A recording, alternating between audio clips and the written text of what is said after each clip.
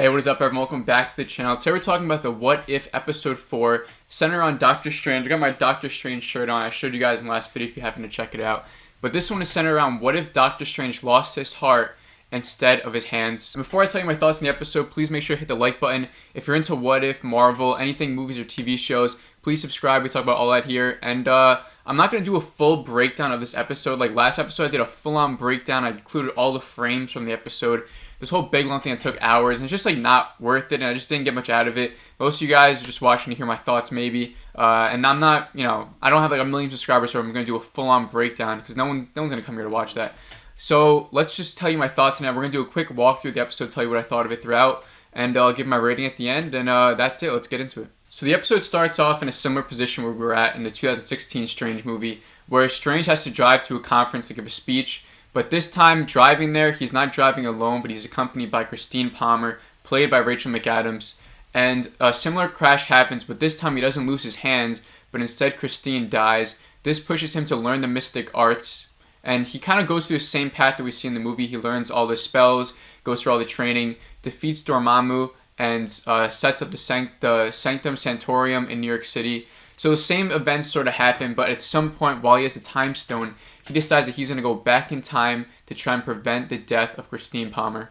So I actually really like this whole cool dynamics of the whole show. Like, it was so super dark, the whole episode, and I really like the What If episodes when they're really dark. I mean, the last one was like a murder mystery about the Avengers dying. That's pretty dark. And seeing like this evil, strange transformation was really cool. So he goes back in time, tries everything he can to like prevent Christine's death. We're showing like various scenes of him doing anything he can to make her not go in the car or take a different route, all these different things. But it all ends with Christine dying every single time at the end. And so like while he's doing this, we also see him becoming more powerful as he like decides to absorb like these demonic like cosmic beings. And each one he absorbs makes him like more eviler. Like he just gets like gray skin, like pointier cape, just looking more evil. You know that like what he's doing is making him more powerful, but also like it's like dark magic, so it's like affecting him physically. But the Ancient One comes down and reveals that Christine's death is like this, what's it called? A defining moment in time? No, an absolute point in time. So it's like a defining moment that like drives other events like to go forward. And like destroying this certain point in time, but in an absolute point, destroying it could destroy the whole universe. So she reveals that, and it made me wonder, like, I wonder what like some of our absolute point in times is in the MCU, like in our timeline. I wonder like what events, I can't think of any right now, but it'd be cool to hear some theories of what we, like I can't think of any right now, but. So soon after this revelation, we'll just keep moving forward. It's also revealed that the Ancient One, like I gotta read this because it's kind of hard to like explain it, but she like creates like a various timeline in that universe. She's able to create like another Strange, like put that timeline into like this universe so that two Strange were existing in the same universe. This automatically made me think of like No Way Home and all those theories of how people were saying that Strange was like acting weird and like Evil Strange. Rumors that Evil Strange was going to be in the Multiverse of Madness. I mean, Peggy Carter's rumored to be in the Multiverse of Madness as Captain Britain in her What If episode. And, we'll talk about more at the end, but I do think Evil Strange will show up in Multiverse of Madness. But the Ancient One reveals that she's able to like create two timelines. So once we saw like that normal Strange, the good Strange, I was like, is that our Strange?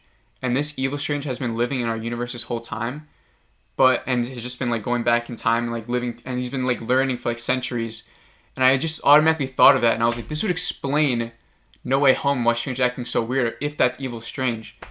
But I don't think so now, because by the end of the episode.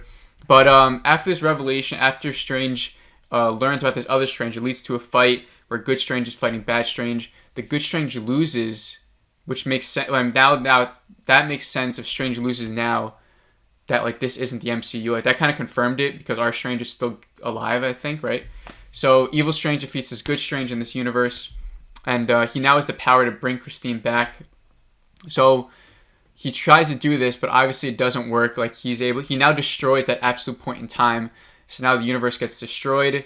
There's a cool moment where Strange is like trying to like hold it all together, and he's able to actually like, talk to the Watcher. Like he senses the Watcher like earlier in the episode, but now he's able to sense him, like kind of see him and talk to him. The Watcher is just like, hey, I can't do anything for you, man, sorry. So the episode ends with the universe getting destroyed, and he's kind of like the lone survivor trapped like in this purple like prism ball thing. Like I wonder what that is. I'm gonna look up some breakdowns, research all this. I want to know what that purple thing was, and like where he's at, kind of like in space, and like maybe how he could come into Multiverse of Madness now, because he's alive, he's a survivor, like he's out there.